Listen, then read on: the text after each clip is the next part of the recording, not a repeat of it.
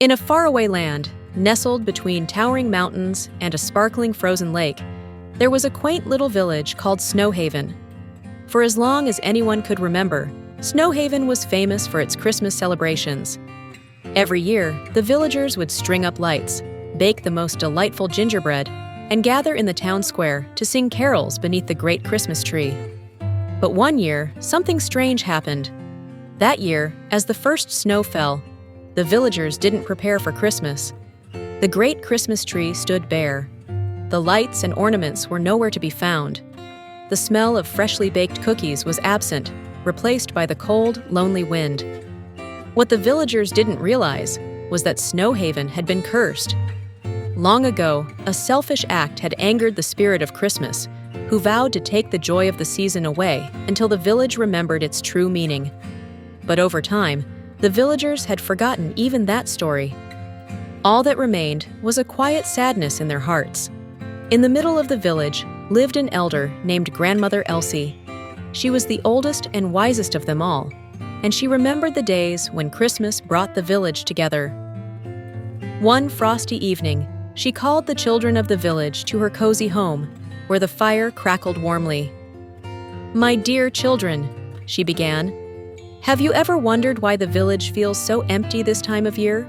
Long ago, Christmas was more than a day. It was a time of love, sharing, and unity. But now we've lost that spirit." The children listened intently as she told them the story of the spirit of Christmas and the curse that had befallen Snowhaven. "The spirit watches," Elsie said, her voice soft but firm, "and it waits for us to remember what Christmas truly means." The children, inspired by Grandmother Elsie's words, decided to act. They ran from house to house, spreading the story and urging everyone to come together. The villagers, skeptical at first, eventually gathered in the square at the children's insistence. Grandmother Elsie stood before them, holding a small dusty ornament. It was a star, the very one that used to sit atop the great tree. "This star represents hope," she said.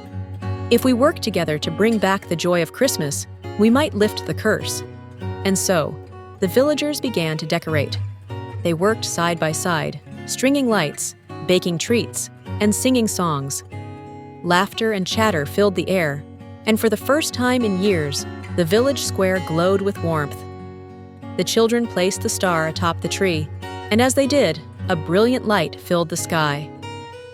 The spirit of Christmas appeared, shimmering and radiant. "Snowhaven," it spoke, "you have remembered." Christmas is not about decorations or gifts, but the love and joy you share.